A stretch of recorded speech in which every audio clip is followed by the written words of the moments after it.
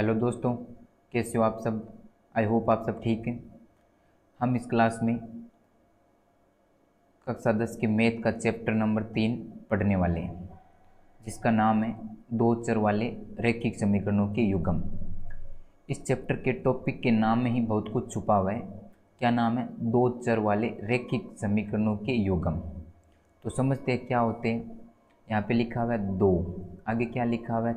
चर। तो बेसिकली चर क्या होते हैं, पहले हम ये समझ लेते हैं कि चर क्या होते हैं।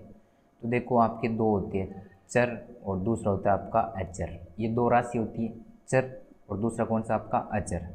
तो देखो, चर क्या होगा? चर होंगे आपके अल्फ़ाबेट। क्या होंगे? अल्फ़ाबेट, यानी ABCD। आपके ए से लेके जेड तक, A to Z तक जितने भी अल्फ़ाबेट है 26, उनको हम क्या बोलते हैं? चर बोलते हैं। क्या बोलते हैं? चर। वो कुछ भी हो सकते हैं, ABCXYST ETC, यानी जितने भी टोटल आपके अल्फ़ाबेट हैं उनको हम क्या बोलते हैं? चर। और अचर किसको बोलते हैं हम? अचर हम बोलते हैं नंबरिंग को। जो आपके नंबर हैं 1 2 3 4 5 ETC, यानी आपका एक से लेके अनंत तक कुछ भी हो सकते हैं, जितने भी नंबर हैं उनको हम क्या बोलेंगे? अचर। क्या बोलेंगे? अचर।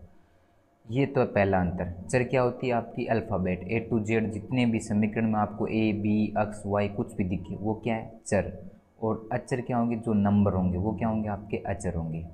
दूसरा, चर और अचर में डिफरेंट ये है कि चर का मान निश्चित नहीं होता है। क्या नहीं होता है? चर का मान निश्चित नहीं होता है। जैसे मान लो आपने किसी समीकरण में आप देखते होंगे कि अक्स का मान क्या होता है? 4। कोई दूसरी समीकरण है उसमें अक्स का मान हो सकता है आपका कितना हो? 10। कोई अन्य समीकरण है उसमें हो सकता है अक्स का मान 15 हो, या वाई का मान 10 हो, वाई का मान क्या हो? 5 हो, वाई का मान क्या हो? 2 हो।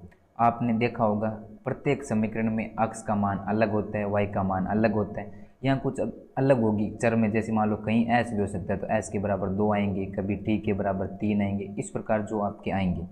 तो आपने देखा होगा समीकरण में जो अक्स का मान कभी अलग आता है। देखो, जैसे कभी 4 आ जाता है, कभी 10 आ जाता है, कभी 15, कभी 10, ये चेंज होते रहते हैं। तो चर का कोई निश्चित मान नहीं है कि भाई अक्स बराबर इतना ही आएगा, नहीं। अक्स बराबर कुछ भी हो सकता है, 4 10 15 20 50 1000 कुछ भी हो सकते हैं। अक्स का बराबर क्यों? वाई के बराबर, एस के बराबर, टी के बराबर, जितने भी आपके चर है अल्फ़ाबेट A to Z, उसका मान निश्चित नहीं है, कुछ भी हो सकता है। लेकिन जो आपके अचर हैं उनका मान क्या होता है? निश्चित होते हैं। आपने किसी समीकरण में आपने अगर 2+2 देखा है तो वो 2+2 4 ही होता है, यानी 2 का मान 2 ही होता है। 3 है तो 3 का मान 3 ही होता है। आपने कहीं इनको बदलते हुए देखा है क्या? कहीं कहीं पर 3 जुड़ रहा है और कहीं पर 3 4 जुड़ रहा है? नहीं, 3 हमेशा 3 ही होगा। तो अचर का मान क्या होता है? हमेशा निश्चित होता है। और चर का मान क्या होता है? अनिश्चित होता है। चर का मान हमेशा क्या रहता है? बदलता रहता है समीकरण के अनुसार। भाई कोई समीकरण में हम अक्स का मान 10 आ जाएगा, किसी समीकरण में अक्स का मान क्या आ जाएगा? 15 आ जाएगा। तो ये बेसिकली अंतर है आपका चर और अचर में। अब इस टॉपिक का पूरा हम समझते हैं। हमने यहाँ तक समझा कि चर और अचर क्या है। आगे क्या लिखा हुआ है देखो, दो चर वाले रैखिक समीकरण। तो देखो, दो चर होने चाहिए, जो भी समीकरण है उसमें चर कितने होने चाहिए? दो। दो चर होंगे, जो भी समीकरण होगी दो चर होंगे, जिसमें जैसे मान लो x + y बराबर आपका हो सकता है 10। तो ये समीकरण होगी तो इसमें चर कितने हैं? दो। एक तो आपका x है, दूसरा कौन सा है? y। तो यही आपका टॉपिक का नाम है कि दो चर वाले। तो इसका मतलब हमें इस प्रश्न वाली में जितनी भी समीकरण मिलेंगी उसमें चर कितने देखने को मिलेंगे? हमें दो। वो कुछ भी हो सकता है, x y S T A B कुछ भी हो सकता है, लेकिन उस समीकरण में हमें चर मिलेंगे कितने? दो। x और y या कुछ भी मिल सकता है, चर कितने मिलेंगे? दो। आगे क्या नाम लिखा हुआ है? रैखिक समीकरण। अब देखो, समीकरण होती है लेकिन समीकरण भी कई प्रकार की होती है, उसमें से आपको ये कौन सी समीकरण है? रैखिक समीकरण। अब सर हम कौन सी समीकरण को रैखिक समीकरण कहेंगे? तो उसकी एक दो शर्त है आपकी। कितनी शर्त है? दो। कि भाई कोई भी आपकी समीकरण है उसको हम रैखिक समीकरण कब बोलेंगे? जब वो दो शर्तें पूरी करती हो। कौन सी दो शर्तें? वो रैखिक समीकरण होने की कितनी दो शर्तें हैं? कितनी शर्तें आपकी? दो। रैखिक समीकरण होने की शर्त कितनी है? दो। ये दो शर्त अगर कोई भी समीकरण लागू हो रही है उस पर, तो वो समीकरण कौन सी समीकरण होगी? रैखिक समीकरण। कैसे? तो हम देख लेते हैं वो दो शर्त कौन सी हैं। पहली शर्त है कि समीकरण में दो चर होने चाहिए। जो भी आपकी समीकरण मिले आपको उसमें चर कितने होने चाहिए, 2। कितने चर होने चाहिए, 2। जैसे एग्जाम्पल के तौर पे हम समझे, ये आपके सामने एक समीकरण है, 5x plus 4y plus 5x minus 4y plus 8 बराबर कितना आपका 0। अब इससे हमें क्या देखना है पहले कि चर कितने हैं, इसमें कितने होने चाहिए, 2। हमने देखा सर चर कितने हैं, यहाँ पे 2 है। आपका पहला चर कौन सा है, x, दूसरा चर कौन सा है, y, दूसरा चर कौन सा है, y, और पहला कौन सा, x। चर कितने हैं, 2। तो ये रैखिक समीकरण हो सकती है, ठीक है, क्योंकि अभी दूसरी शर्त मिलाना बाकी है। लेकिन मान लो यहाँ तक तो हमारा क्लियर हुआ कि पहले समीकरण में हम क्या देखेंगे, उसमें चर कितने होने चाहिए, 2। कुछ भी हो सकता है, एक्स वाई की जगह कुछ भी हो सकता है, एस टी पी क्यू कुछ भी हो सकते हैं, लेकिन चर कितने होने चाहिए, 2। जैसे हम नेक्स्ट समीकरण देखें, 6y माइनस 9 बराबर आपका 0। तो इसमें हम इसको क्या रैखिक समीकरण बोल सकते हैं, नहीं बोल सकते। क्यों सर, क्यों नहीं बोल सकते, क्योंकि यहाँ पे चर कितना है, केवल एक आया हुआ है, वाई एक आया हुआ है, बाकी दूसरा चर इस समीकरण में नहीं है। चर कितना है इसमें, एक है, लेकिन चर कितने होने चाहिए रैखिक समीकरण के लिए, 2। तो इसको हम रैखिक समीकरण नहीं बोलेंगे। क्या नहीं बोलेंगे, रैखिक समीकरण। ये अलग समीकरण होगी, लेकिन रैखिक समीकरण तो नहीं है। उसी प्रकार हम नेक्स्ट देखेंगे, अगली दूसरी शर्त कौन सी है। तो दूसरी शर्त है आपकी, समीकरणों में एक घात चर होने चाहिए। समीकरण तो हो, लेकिन उसमें चर की घात कितनी होनी चाहिए, 1। चर की घात कितनी होनी चाहिए, 1। जैसे समझते हैं हम, यहाँ पे समीकरण है आपके सामने एग्जाम्पल के तौर पे, कौन सी समीकरण है आपके सामने, 2x प्लस 3y बराबर कितना, 11। तो हमने देखा पहली शर्त के अनुसार इसमें चर 2 है क्या, हाँ सर 2 चर है, इसमें x भी है, दूसरा कौन सा है, y भी है। तो चर कितने इसमें, 2 है। अब दूसरी शर्त क्या बोलती है कि जो चर होते हैं ना, उनकी घात कितनी होनी चाहिए, 1। कितनी होनी चाहिए, 1। जैसे मान लो अगर ये समीकरण है x प्लस वाई, तो ये 2 चर है बराबर 10। तो दोनों की घात कितनी है, 1 1, x की 1, y भी 1 है यहाँ पर। तो ये समीकरण कौन सी है, आपकी रैखिक समीकरण है। जैसे हम अगली समीकरण आपके सामने ये समीकरण कौन सी है, ध्यान से देखिए, 3x square minus 5y square minus 4 बराबर आपका 0। तो देखा कि सर इसमें चर कितने हैं, चर तो 2 है, आपका x 1 दूसरा y। तो सर पहली शर्त तो इस समीकरण में लागू हो रही है कि चर कितने हैं, 2। लेकिन दूसरी शर्त लागू नहीं हो रही है। दूसरी शर्त क्या है कि घात कितनी होनी चाहिए चर की, 1 होनी चाहिए। लेकिन सर यहाँ पे तो घात कितनी है, 2 है। x की घात कितनी, 2, y की घात कितनी, 2। ये घात नहीं होनी चाहिए। कितनी होनी चाहिए, केवल 1 ही। जैसे पहले समीकरण में हमने देखा सर चर है, x भी है और y भी है, और उनकी घात भी कितनी, 1 ही है। x अकेला ही है, y भी अकेला ही है। तो ये जो अकेला होगा वही समीकरण होगी कौन सी, रैखिक। अभी ये समीकरण आपकी कौन सी नहीं है, रैखिक समीकरण नहीं है, क्योंकि सर इसमें पहली शर्त तो लागू हो रही है कि 2 चर है, x और y, लेकिन घात क्या है इनकी, 2 है। तो ये रैखिक समीकरण नहीं हो सकती। तो आई होप आप जो टॉपिक का नाम है ये अच्छे से समझ चुके होंगे कि इस टॉपिक में हम पढ़ने क्या वाले हैं, जिसमें आपके 2 चर होंगे समीकरण में, और उनकी घात बिल्कुल भी नहीं होगी, 0 घात होगी, 1 की घात होगी उनकी। उनको हम क्या बोलते हैं, रैखिक समीकरण। अब देखो हम समझेंगे रेखा को, कि ये जब समीकरण को सरल करेंगे, क्योंकि नाम क्या है, रैखिक समीकरण, इसका मतलब समीकरण सरल करते क्या बनेगी, रेखा बनेगी। वो रेखा कितने प्रकार की होती है उनको अच्छे से समझ लेते हैं। तो देखो आप, हम क्या समझने वाले हैं अब, रेखा। तो बेसिकली रेखा हम समझेंगे 3 प्रकार से। कितने प्रकार की, 3 प्रकार की। पहली जो 2 रेखा, जैसे एक पहली रेखा इधर से आई, दूसरी रेखा आपकी इधर से आई, तो ये आपको इस एक पॉइंट पर क्या कर रही है, काट रही है आपको। यहाँ पे जो आपको दिखाई दे रहा है, यहाँ पे क्या कर रही है, ये कट रही है आपसे, एक दूसरे को क्या कर रही है, ये काट रही है। प्रतिच्छेद रेखा बोलेंगे इसको। कौन सी रेखा बोलेंगे हम, प्रतिच्छेद। जो एक दूसरे को काटती हो, क्या हो, एक दूसरे को काटती हो, उस रेखा को हम क्या बोलेंगे, प्रतिच्छेद रेखा। दूसरी रेखा कौन सी होती है, जो एक दूसरे के निश्चित दूरी पर चलती हो, एक दूसरे के निश्चित दूरी पर। जैसे ये एक रेखा है, ठीक उसी दिशा में एक निश्चित दूरी पर रेखा चलती रहेगी, 2 रेखा। इन रेखा को हम बोलेंगे समांतर रेखा। कौन सी रेखा बोलेंगे, समांतर। जो 2 रेखा निश्चित दूरी में चलती रहती है, ये कहीं पर भी जाकर एक दूसरे को काटेगी नहीं, ऐसे चलती रहेगी अनंत तक, लेकिन ये एक निश्चित दूरी में चलती रहेगी, ये कहीं पर भी कटेगी नहीं। तो इस रेखा को हम क्या बोलेंगे, समांतर। जो समान अंतर में चलती रहो, देखो नाम से पता चल रहा है क्या नाम है, समांतर, यानी समान अंतर में चलती रहो। जैसे इसके दोनों के बीच में कुछ तो समान अंतर होगा ना, चाहे आपका कितना भी मान लो इन दोनों के बीच में कुछ अंतर होगा समान से 4 किलोमीटर, जितने भी 4 मीटर 5 मीटर, ये इस अंतर में चलती ही रहेगी, समान अंतर में, इसलिए हम इस रेखा को क्या बोलते हैं, समांतर रेखा बोलते हैं। नेक्स्ट कौन सी आपकी 3 नंबर रेखा है, जो एक रेखा के ऊपर दूसरी रेखा चले, जैसे ये रेखा थी और उस पर दूसरी रेखा, इस रेखा को हम बोलेंगे संपाती। क्या बोलेंगे हम, संपाती रेखा, जो एक दूसरे के ऊपर चलती रहती है, समानुपाती, यानी एक दूसरे के ऊपर समानुपाती। तो रेखा कितनी होती है बेसिकली 3। पहली प्रतिच्छेद, जो एक दूसरे को काटती हो। तीसरी, जो एक निश्चित दूरी पे समान चलती रहे, उसको हम क्या बोलेंगे, समांतर। तीसरी कौन सी आपकी, संपाती, जो एक रेखा के ऊपर दूसरी रेखा, वो कौन सी होगी, संपाती। सर हम इनको क्यों पढ़ रहे हैं, क्योंकि ये हमारा 30 जो चैप्टर है इसमें हम ग्राफ ये विधि भी करेंगे, तो उसमें रेखा ये आएगी कि कहाँ पर प्रतिच्छेद कर रही है, कौन सी रेखा समांतर चल रही है, कौन सी रेखा संपाती है। अब इनके पहचानने का नियम क्या है, ये तो हमने देख लिया, रेखा कितनी प्रकार की होगी, 3, प्रतिच्छेद, समांतर, संपाती। ये होगी क्या, समीकरण में। हमें तो मिलेगी एग्जाम में क्या, समीकरण, और क्वेश्चन पूछेंगे नीचे दिए गए समीकरण में से कौन सी समीकरण है, प्रतिच्छेद समीकरण है या समांतर या संपाती रेखीय समीकरण है। तो उसके क्या नियम है वो भी हम इसी के नीचे देख लेते हैं। जैसे प्रतिच्छेद का कितना हल होगा, 1 हल होगा। प्रतिच्छेद रेखा का कितना हल होगा, 1, क्योंकि ये एक जगह यहाँ पे कटेगी तो वहाँ पे कुछ ना कुछ हल जरूर देगी कि भाई 3 है 5 है। समांतर रेखा देखो कहीं मिलेगी नहीं, और नहीं मिलेगी तो कोई हल नहीं होगा, समांतर रेखा का कोई हल नहीं होगा, जो भी समांतर रेखा होगी उसका कोई हल नहीं लिखने का। आगे अच्छे से समझ में आएगा, हम क्वेश्चनों के माध्यम से करेंगे।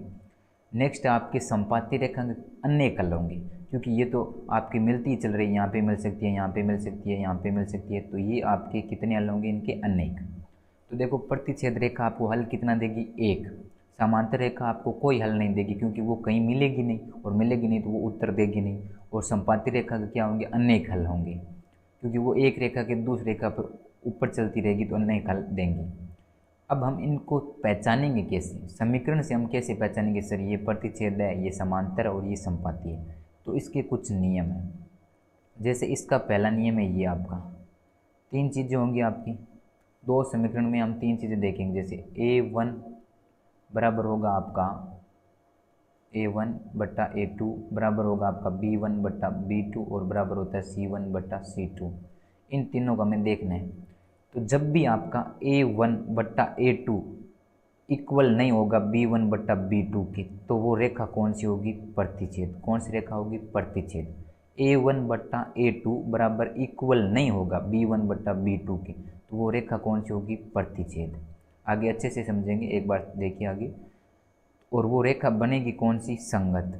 कौन सी रेखा कहलाएगी, वो संगत, क्योंकि आगे हमारे एक क्वेश्चन ये भी आएगा कि नीचे दिए गए समीकरणों में से बताइए कौन सी समीकरण संगत है, कौन सी असंगत है। उस समय हम इसी विधि का क्या लेंगे, सहारा लेंगे, कि इस प्रकार हम हल करेंगे, फिर हमें पता चल जाएगा कि अगर रेखा प्रतिच्छेद है तो रेखा कौन सी होगी, संगत। ठीक उसी प्रकार हम देखते हैं दूसरी रेखा, समांतर रेखा की क्या पहचान है। देखो समांतर रेखा में क्या होना चाहिए आपका, A1/A2 इक्वल होगा B1/B2 के, लेकिन B1/B2 इक्वल नहीं होगा किसके, C1/C2 के। इस प्रकार जो हल मिलेंगे हमें, उस रेखा को हम क्या बोलेंगे, समांतर, जिसमें A1/A2 इक्वल होगा B1/B2, लेकिन इक्वल नहीं होगा B1/B2 किसके, C1/C2 के। और ये रेखा कैसी होगी, असंगत। रेखा कैसी होगी, ये असंगत, क्योंकि ये कहीं मिलेगी नहीं तो संगत होगी कहाँ से, कोई किसी भी प्रकार की संगति नहीं करेगी, ये कैसी रेखा रहेगी, असंगत। नेक्स्ट हम देखते हैं आपकी संपाती रेखा के लिए कौन सा नियम होगा। संपाती रेखा के लिए आपका होगा A1/A2 इक्वल होगा B1/B2 और B1/B2 इक्वल होगा C1/C2 के, यानी तीनों आपके इक्वल होंगे तो वो रेखा कौन सी होगी, संपाती। और ये रेखा बनेगी कैसी, संगत बनेगी या असंगत, तो ये रेखा बनेगी आपकी संगत। कौन सी रेखा बनेगी, संगत। यानी अगर हमारे किस समीकरण में हमने चेक किया और हमारा ये निकल रहा है A1/A2 बराबर इक्वल है B1/B2 इक्वल है C1/C2, तो वो रेखा कौन सी होगी, संपाती। और वो रेखा पूछ लिया जाए संगत है या असंगत, तो रेखा कौन सी होगी, वो संगत। तो आई होप यहाँ तक आपको समझ में आया होगा। अब नेक्स्ट देखते हैं कि हम कैसे पहचानते हैं। तो मैं एक समीकरण लेता हूँ और अभी आपको पहचान के बताता हूँ कि कैसे हम पहचानेंगे कि A1/A2 बराबर है या नहीं है। तो अभी मैं आपके सामने एक समीकरण लेता हूँ, इन सब को मैं कर देता हूँ इरेज। ये आपके सामने नेक्स्ट है समीकरण। इस प्रकार आपको क्वेश्चन में दो समीकरण मिलेगी जो आपको सामने दिखाई दे रही है, जिसमें आपका ए भी होगा, बी भी होगा और सी भी होगा। तीन इस प्रकार मिलेंगे आपको। कौन सा ए और कौन सा सी, ये देखते हैं। जैसे आपका ये पहला होगा ए, ये होगा ए B1 और ये होगा आपका C1। ये तो होगा समीकरण 1 में। और समीकरण 2 में होगा ये आपका A2, ये होगा आपका B2 और ये होगा आपका C2।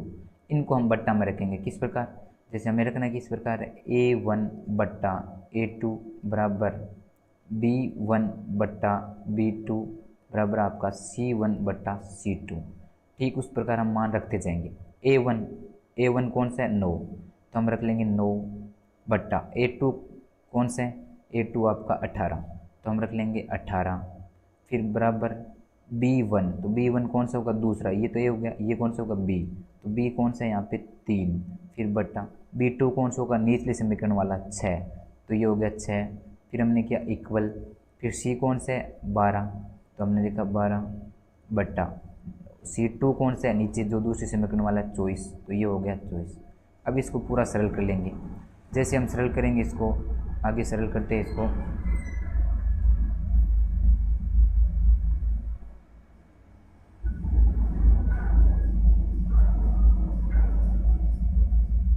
यहाँ पे सरल करते हैं हम, यहाँ आपको दिखाई नहीं देगा। ये 9/18 बराबर कौन सा आएगा 3/6 और अगला कौन सा आपका 12/24। ये हमने रखा A1 हो गया 9, A2 हो गया बराबर 3/6 बराबर 12। इनको जब सरल करेंगे तो 1 ने 2 ने 18 इस प्रकार कट जाएंगे, ये कट जाएंगे, ए 3 दो कट जाएंगे, बराबर हो जाएगा। फिर बराबर 1 12 दोनों 24, तो 1/2, यानी ये तीनों के तीनों क्या आ रहे हैं समान आ रहे हैं आपके। 1/2 बराबर इक्वल है 1/2 इक्वल है 1/2। तो ये जो तीनों इक्वल होंगे तो रेखा कौन सी होगी, ये आपकी तीनों जब इक्वल बनेंगे तो रेखा कौन सी होगी आपकी संपाती, और होगी कौन सी वो संगत रेखा। कौन सी होगी वो संगत रेखा। अब नेक्स्ट देखते हैं हम। नेक्स्ट आपके जो दो चर वाले रैखिक समीकरणों के युग्म हम कितनी विधि से हल करेंगे, 3 विधि से हल करेंगे। जो आपके कक्षा 10 में अब न्यू सिलेबस है उसके अनुसार कितनी विधि है, 3 विधि है। हम उन 3 विधियों को सीखेंगे कौन कौन सी विधि है। पहले तो ये जान लेते हैं, समीकरणों के रैखिक समीकरणों को सरल करेंगे। आपको पता है, आपने जान लिया रैखिक समीकरण कौन सी होगी, जिसमें आपके दो चर होंगे x + y बराबर आपका इस प्रकार होगा, ये आपका a होता है, ये b होता है और ये आपका c होता है। इस प्रकार आपको 3 चर मिलेंगे, समीकरण 1 मिलेगी। उसी प्रकार दूसरी समीकरण मिलेगी, जैसे x - y बराबर 4, समीकरण हो जाएगी 2। ये हो जाएगा आपका A2, ये हो जाएगा B2 और ये हो जाएगा आपका C2, और ये आपके A1 B1 C1। इन दोनों की हम तुलना करेंगे उस प्रकार, और जिसमें आपकी चर की घात कितनी होगी 1। जैसे इसमें भी चर 1 है, इसमें भी 1 है, इसमें भी 1 और इसमें भी 1। ये सब क्या होते हैं, रैखिक समीकरण होते हैं। उन समीकरणों को हम हल कितने विधि से करेंगे, 3 विधि से। कितनी विधि से करेंगे हल, 3 विधि से। कौन कौन सी है वो देख लेते हैं। पहली आपकी ग्राफीय विधि, दूसरी आपकी प्रतिस्थापन विधि और तीसरी आपकी विलोपन विधि। इन जो आपके दो चर वाले रैखिक समीकरण हैं उनको हम 3 विधि से हल करना सीखेंगे। पहला ग्राफीय विधि, दूसरा आपका प्रतिस्थापन विधि और तीसरा आपका विलोपन विधि। तो मैं अब एक समीकरण लेता हूँ जिनको हम तीनों विधियों से हल करेंगे। उसी समीकरण को हम 3 विधियों से हल करेंगे। पहले ग्राफीय विधि से करेंगे, फिर प्रतिस्थापन विधि से और फिर हम विलोपन विधि से। तो आप बने रहेगा क्लास में। नेक्स्ट देखते हैं हम कैसे हल करते हैं उस समीकरण को। तो मैं ले लेता हूँ एक समीकरण x + y बराबर आपका 10, समीकरण 1, और समीकरण हो जाएगी दूसरी आपकी x - y बराबर आपका 4, समीकरण 2। इस प्रकार आपको प्रत्येक क्वेश्चन में मिलेगी आपको समीकरण। यहाँ तो आपको बनानी पड़ेगी, यहाँ मिलेगी, वो हम देखेंगे कैसे बनाएंगे। लेकिन हमें समीकरण कितनी मिलेगी, 2, जिसमें पद कितने होंगे आपके 3, a b c। जैसे आपको दिखाई दे रहा होगा, ये आपका हो जाएगा a, ये b और ये c, ये a और ये b और आपका ये c। अब हम करेंगे इसको हल किस विधि से, पहले हम करेंगे इसको ग्राफीय विधि से। ये जो समीकरण है ये रैखिक समीकरण है। आपको पता है कैसी समीकरण है, रैखिक। अगर हम चेक करना चाहिए तो हम कर भी सकते हैं कि कौन सी रेखा आएगी, प्रतिच्छेद आएगी, कौन सी आएगी। तो हमें करना क्या, इनका मान रखना है कैसे, A1 बट्टा A2 बराबर क्या होगा B1 बट्टा B2 और बराबर क्या होगा C1 बट्टा C2। इसमें रख के चेक करते हैं। A1 तो A1 क्या आपका अक्स, तो अक्स की जगह हम मान रखेंगे 1। वाई बी A1 A2 की है अक्स, तो क्या होगा 1 बराबर B1 तो दूसरा इसका होगा B1 ये y, तो यानी क्या होगा 1 बट्टा B2 ये माइनस का y, तो यहाँ पे नीचे क्या आएगा माइनस का 1 बराबर C1 ये C1 बराबर, तो C1 कौन सा होगा ये 10, तो हमने रखा 10 बट्टा C2 निचला वाला कौन सा होगा 4, तो हमने रखा 4। अब देखते क्या ये बराबर है। हमने देखा 1 बट्टा 1 इक्वल 1 बट्टा -1, तो -1 आ गया इसलिए इक्वल नहीं है और अगला भी इक्वल नहीं है। तो जो आगे ही इक्वल नहीं हो तो वो रेखा कौन सी होती है, रेखा होती है वो प्रतिच्छेद। कौन सी रेखा होती है प्रतिच्छेद।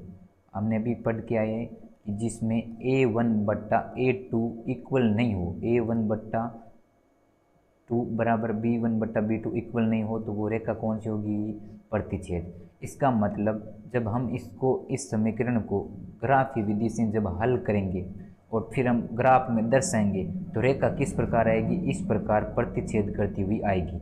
और वो हम देखते हैं आती है या नहीं आती। अभी जस्ट देखते हैं रेखा को बना के सरल करके, अभी करते हैं इसको। तो देखो ग्राफीय विधि में बनाने के लिए हमें इस प्रकार दो सारणी बना लेनी है जो मैंने बनाई है यहाँ पे। इस प्रकार x बटा y ये समीकरण 1 के लिए होगी और ये समीकरण 2 के लिए होगी। और इस प्रकार 3 कॉलम बना लेने हैं। और हम क्या करेंगे, सब सर्वप्रथम लेंगे समीकरण 1। समीकरण 1 लेंगे क्योंकि समीकरण 1 की सारणी है। और इस प्रकार हम मान रखेंगे इसमें समीकरण 1 में y का मान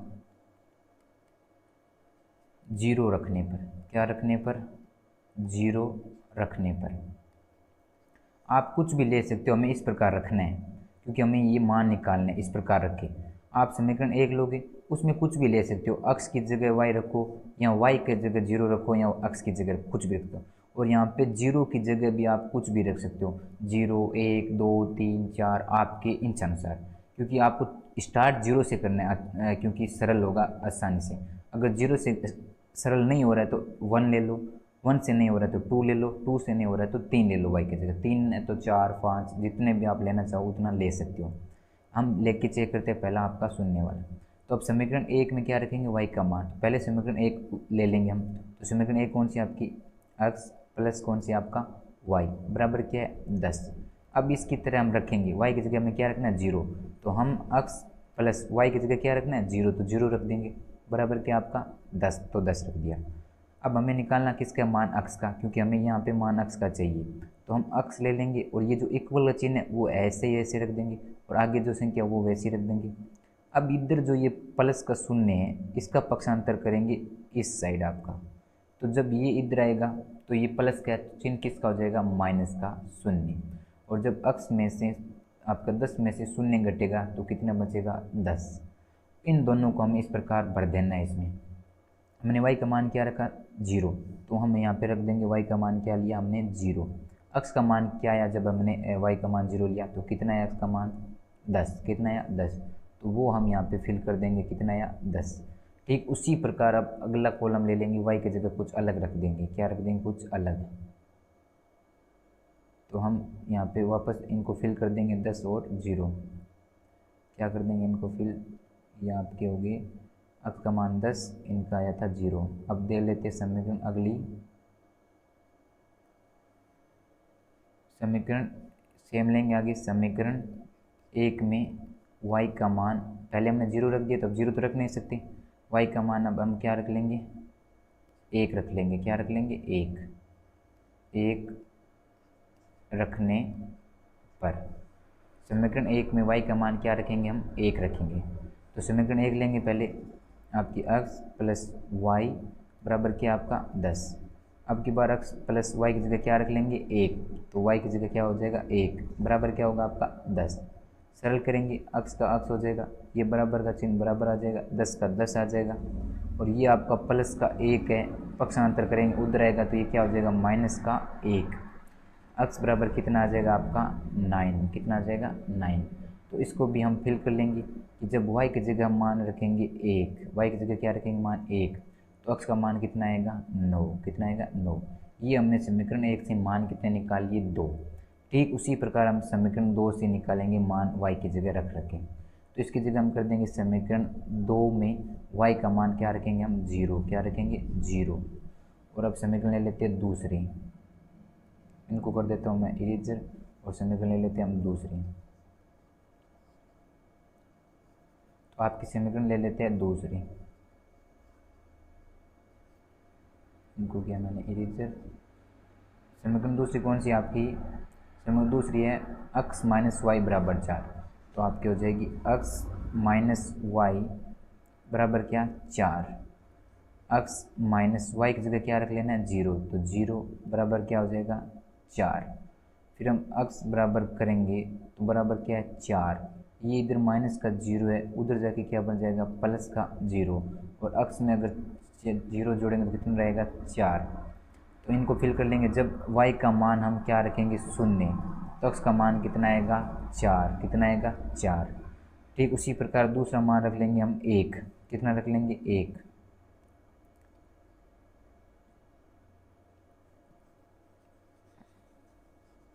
इनको कर देता हूँ मैं इरेजर, और कर देते हैं हम 1 मान रख लेते हैं। यहाँ पे क्या रखें हम 1, यहाँ पे हम लिख लेंगे y का मान 1 रखने पर। तो समीकरण दूसरी कौन सी आपकी x माइनस वाई बराबर क्या 4। अब हम x माइनस वाई की जगह क्या रख लेंगे 1 बराबर क्या हो जाएगा 4। हम निकालेंगे x तो बराबर क्या आ जाएगा आपका 4। ये माइनस का 1 उधर जाके क्या हो जाएगा प्लस का 1। तो x बराबर क्या हो जाएगा 4 और 1 कितना हो जाएगा आपका 5। इसको भी हम फिल कर देंगे कि जब हम y की जगह क्या लेंगे 1, क्या लेंगे 1, तो x का मान कितना आएगा 5, कितना आएगा 5। इस प्रकार हमें इस सारणी को क्या कर लेना है पूरा कर लेना है। आप कुछ भी रख सकते हो, पहले समीकरण 1 में रख लो y का मान कुछ भी रख लो, दो बार रखेंगे, एक बार हमने 0 रखा, दूसरी बार 1 रखा। ठीक उसी प्रकार समीकरण 2 में भी y का मान एक बार हमने 0 रखा, दूसरा 1 रखा। कैसे भी करो आप, 0 रखो, 1 रखो, 2 रखो, 4 रखो, हल कर लेना है आपको, ठीक है। और फिर इस प्रकार ये सारणी बना लेनी है। अब हम बनाएंगे इनको ग्राफ में, किस में बनाएंगे ग्राफ में। तो हम ले लेते हैं यहाँ पे आपका ग्राफ, और हम इसमें करते हैं फिल।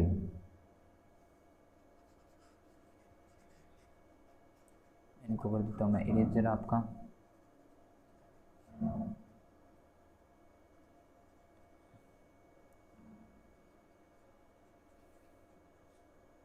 ले लेता हूँ मैं यहाँ पे आपका ग्राफ, ये आपका हो गया ग्राफ। हमें इस प्रकार ग्राफ बना लेना है, जिसमें आपकी ये आ गई रेखा y, इधर होगी नीचे y, ऊपर वाले ये प्लस की होगी, इधर वाली नीचे वाली माइनस, इधर वाली आपकी x की माइनस, और इधर वाले प्लस। तो हमारे के मान कितने हैं सभी के सभी प्लस है, इसलिए मैंने यहाँ पे केवल प्लस वाले लिखे हैं। अब इसको हमें देख के बढ़ना है। कैसे बढ़ना है देखो, जैसे यहाँ पे पहला क्या है x का 10 और y का क्या है 0, लेकिन दोनों किसके प्लस के। तो पहले हम ढूंढेंगे x के 10, क्या ढूंढेंगे x के 10 यहाँ पे। तो यहाँ पे x के 10 कौन सी है प्लस के है, तो प्लस वाले इधर है, माइनस वाले इधर है, तो हमें प्लस के 10 मिले यहाँ पे, ठीक है। फिर हमें इसको रेखा मिलानी है किससे y के मान से। तो y का मान कितना है 0, तो 0 यहाँ पे होता है, 0 और 10 मिलता कहाँ पे यहाँ पे। तो ये एक बिंदु तो बनेगा यहाँ पे, कहाँ पे बनेगा यहाँ पे, मैंने यहाँ पे बना दिया। दूसरा देखते हैं, दूसरा x का मान है 9 और y का मान कितना है 1। तो x का 9 यहाँ पे रिया 9, और y का 1 ये रहा 1। तो ये कहाँ पे मिलते हैं यहाँ पे, दोनों बिंदु मिलते कहाँ पे यहाँ पे, क्योंकि वो तो यहाँ पे मिल रहे थे 10 और 0 यहाँ पे मिलते ही। फिर इन दोनों को हम क्या कर देंगे, दोनों रेखाओं को मिला देंगे इस प्रकार से, ठीक है। एकदम स्केल के माध्यम से आप मिला देना, क्योंकि मेरे पास स्केल नहीं है यहाँ पे, आप यहाँ पे इस प्रकार मिला देना, ठीक है। अब इसको हम दे देंगे समीकरण 1, नाम दे देंगे समीकरण 1, और समीकरण रख भी देंगे। समीकरण पहली कौन सी है x प्लस कौन सी है आपकी y बराबर कितने 10, ये आपकी हो जाएगी समीकरण 1। ठीक उसी प्रकार समीकरण दूसरे की रेखा बना लेनी है। दूसरे में हम देखेंगे x का कितना है 4 और y का कितना है 0। तो x का 4 ये रहा और y का 0, तो फिर यहीं होगा 0 4 यहाँ पे बन जाएगा। फिर नेक्स्ट है आपका x का 5 और y का क्या 1। तो ये रहा x का 5 और y का 1 कहाँ पे मिलेगा इस बिंदु पे। ये इधर से 1 आया, इधर से ये 5 है, और मिलेगा कौन से बिंदु पे इस बिंदु पे। फिर इनको भी हम बिल्कुल ठीक इसी तरह मिला देंगे। इस प्रकार इधर रेखा खींच देंगे, इन दोनों रेखों को मिला देंगे। इस प्रकार आप इस प्रकार इस रेखा को मिला देंगे तो ये समीकरण हो जाएगी आपकी। यहाँ पे दूसरी रख देंगे समीकरण आपकी x माइनस वाई बराबर क्या 4, और समीकरण कौन सी 2। देखो हमने पहले भी इनको जांच किया था, रेखा कौन सी निकली थी प्रतिच्छेद, कौन सी निकली थी प्रतिच्छेद। और यहाँ पे देखो हम जब ग्राफ में करते हैं तो रेखा कौन सी आ रही है प्रतिच्छेद। तो प्रतिच्छेद क्या देती है एक हल देती है, हमने पीछे पढ़ चुके हैं इस चीज़ को। कितना हल देती है एक हल देती है, कितना हल देती है एक हल। और यहाँ पे आपको एक हल मिल रहा है जहाँ पे पॉइंट काट रही है। तो यहाँ पे ध्यान से देखिए कहाँ पे काट रही है, ये इस बिंदु पे ये कट रही है। तो इधर से होगा आपका 7 और इधर से होगा आपका 3। तो आपका x का मान हो जाएगा 7, y का मान हो जाएगा 3। इस प्रकार हमें मिल रहा है ये मान। क्योंकि यहाँ पे देखो ये मान किसके, इधर ये वाले x के, x का कितना होगा 7 और y का कितना होगा 3। तो यहाँ पे इस प्रकार आपका मान आएगा कौन सा, x बराबर आएंगे आपके 7 और y बराबर आएंगे आपके 3। चाहो तो आप समीकरण 1 में रख के चेक कर लो कि x प्लस वाई बराबर कितना होना चाहिए 10। तो हमने रखा x का मान कितना है 7 प्लस y का मान कितना है 3 और बराबर यहाँ पे क्या दे रखा है 10 बराबर 10। हमने देखा 7 और 3 कितना होता है 10 बराबर कितना होगा 10। इसका मतलब ये इक्वल है, लेफ्ट और राइट दोनों बिल्कुल सही है समीकरण 1। ठीक है, अगर समीकरण 2 देखें हम तो समीकरण 2 x का मान रखिए हम, x ये x है तो इसकी जगह हम क्या रखेंगे 7 माइनस y की जगह क्या रखेंगे हम 3। तो हमने रखा 3 इक्वल कितना है 4। हमने देखा 7 में से 3 का कितना रहा 4 और बराबर कितना है 4। तो लेफ्ट और राइट दोनों क्या है सही। इसका मतलब हमने जो विधि लगाई है ग्राफी विधि वो बिल्कुल क्या है सही है। आपका कॉपी में करोगे तो और भी अच्छे से आएगा, क्योंकि मेरी स्क्रीन पे इतना ग्राफ अच्छे से आ नहीं रहा है। तो अब नेक्स्ट देखते हैं हम इसी समीकरण को दूसरी विधि कौन सी आपकी प्रतिस्थापन विधि से। हमने ग्राफी विधि से इसको देखा, अब नेक्स्ट देखेंगे हम प्रतिस्थापन विधि से। देखते हैं क्या उत्तर यही आता है, x बराबर 7 y बराबर 3। दूसरी विधि से हम हल करते हैं इसको।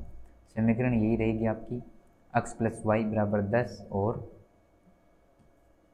x minus Y. समीकरण वही है लेकिन विधि कौन सी लगाएंगे हम प्रतिस्थापन विधि। कौन सी विधि लगाएंगे प्रतिस्थापन विधि। इनको लगाते हैं हम। देखो प्रतिस्थापन विधि में क्या होगा, आपको समीकरण 1 में से कुछ मान निकाल लेना है और उसको समीकरण 2 में रखना है। कैसे, जैसे हम ऐसे करेंगे, समीकरण से मान निकाल लेते हैं x का, तो हम ऐसे लिखेंगे समीकरण 1 से x का मान निकालने पर तो हम x का मान निकालेंगे समीकरण 1 से। तो समीकरण 1 को हम लेंगे x इक्वल ले लेंगे कितना 10। फिर ये जो y है आपका प्लस का उधर जाके क्या हो जाएगा माइनस का y। तो आपका x बराबर कितना हो जाएगा 10 माइनस वाई। इसको हम दे देंगे समीकरण 3। फिर इस समीकरण से जो मान निकला हमारा कैसे निकला, समीकरण 3 बनी हमारी। कौन सी समीकरण 3। इस समीकरण 3 का मान रखेंगे हम समीकरण 2 में। तो हम इसी प्रकार लिखेंगे आगे समीकरण 3 का मान समीकरण 2 में रखने पर। ठीक है, तो समीकरण 2 कौन सी, इसमें रख देंगे x का मान। तो यहाँ पे समीकरण 2 कौन सी है x, तो x की जगह क्या ले लेंगे हम 10 माइनस वाई। तो ये हो जाएगा 10 माइनस वाई। फिर आगे क्या है y, तो हम लगा लेंगे माइनस के y। फिर क्या है बराबर 4, क्या है 4। अब हम मान निकालेंगे, एक पक्ष कर लेंगे, ये माइनस और माइनस क्या हो जाएगा आपका प्लस, माइनस माइनस क्या होगा प्लस, और वाई वाई जुड़ के कितने बन जाएंगे 2y बराबर, ये आपके 10 हैं, उधर जाके क्या हो जाएंगे प्लस 10 में से, अच्छा इधर ये आपके प्लस के उधर जाके क्या हो जाएंगे माइनस, तो 4 माइनस क्या हो जाएंगे 10। तो आगे निकालेंगे हम 2y बराबर, जब 10 में से 4 जाएंगे तो कितना रहेगा माइनस का 6, कितना रहेगा माइनस का 6। फिर हम निकालेंगे y बराबर माइनस के 6, ये y इधर 2 गुणा में प्लस का, उधर जाके हो जाएगा माइनस का 2, ये माइनस से माइनस कट जाएगा और आपका y बराबर आ जाएगा 1 2 2 3 2 6, y बराबर कितना आ जाएगा 3। और उसी समीकरण में हमारे y का मान कितना आ रहा था 3, और यहाँ पे भी कितना आ रहा है 3। अब विधि कौन सी, अब की बार प्रतिस्थापन।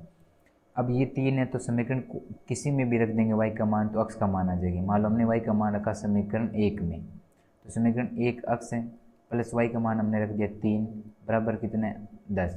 अब हमें अक्स निकालना है तो अक्स बराबर 10, ये आपका प्लस का 3 है, उधर जाके क्या हो जाएगा माइनस का 3, तो अक्स बराबर 10 में से 3 गया कितना रहेगा 7। और उसमें भी आपका अक्स बराबर कितना आ रहा था 7 आ रहे थे, कौन सी विधि से, ग्राफी विधि से। और वही समीकरण है जिसमें प्रतिस्थापन विधि से भी उतने ही हल आ रहे हैं आपके, y बराबर 3 और अक्स बराबर क्या आ रहे हैं 7। प्रतिस्थापन विधि में क्या करना होता है, जैसे समीकरण 1 या समीकरण 2 किसी से भी एक का मान हमें इस प्रकार कर लेना है, बराबर कर लेना है। जैसे हमने समीकरण 1 से इस मान को क्या कर लिया था, जैसे मैं इसका बताता हूँ, वापस दोबारा समझाते हैं हम। जैसे हमने इस प्रतिस्थापन विधि में समीकरण 1 से जैसे अक्स बराबर हमने ये मान निकाल लिया था कौन सा, और समीकरण 3 दे दी।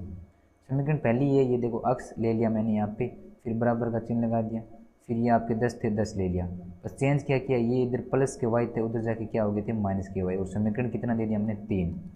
जो भी मान निकालेंगे तो जिस समीकरण से निकालेंगे उस समीकरण में नहीं रखेंगे, दूसरे समीकरण में रखेंगे। हमने ये मान अक्स का किस समीकरण से निकाला है, पहले से, तो इसमें नहीं रखेंगे, ये मान रखेंगे नेक्स्ट समीकरण जो सेंस रही है उसमें। तो हमने इसका मान रखा किस समीकरण में, सेकेंड समीकरण, समीकरण 2 में।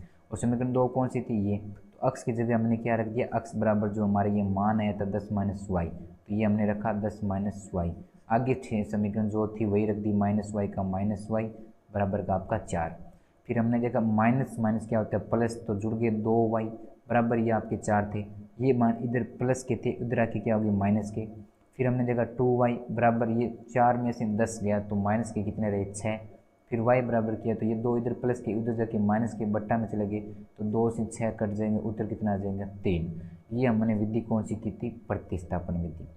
नेक्स्ट करते हैं हम विलोपन विधि। इसी समीकरण को हम हल करेंगे कौन सी विधि से, विलोपन विधि से। तो समीकरण हम यही रखेंगे x प्लस वाई बराबर 10 और x माइनस वाई बराबर 4। अब इसको हम करेंगे विलोपन विधि से। अब विलोपन विधि में क्या होता है, देखो विलोपन विधि में जो भी आपकी समीकरण है उन दोनों में से एक का मान हमें हटाना होता है, यानी विलोपन करना होता है, यानी लुप्त करना होता है। जैसे मान लो यहाँ पे x है दूसरा y है, इनमें से हमें मन ही मन ठान लेना है कि x को गायब करना है या y को गायब करना है। जिसको भी गायब करना है उसको बराबर करना है। समीकरण 1 और समीकरण 2 में अगर मान पहले से ही बराबर है तो ठीक है, बराबर नहीं है तो हम मल्टीप्लाई करके बराबर कर देंगे। आगे क्वेश्चनों में आएंगे तो तत्र आपको समझ में आ जाएगा।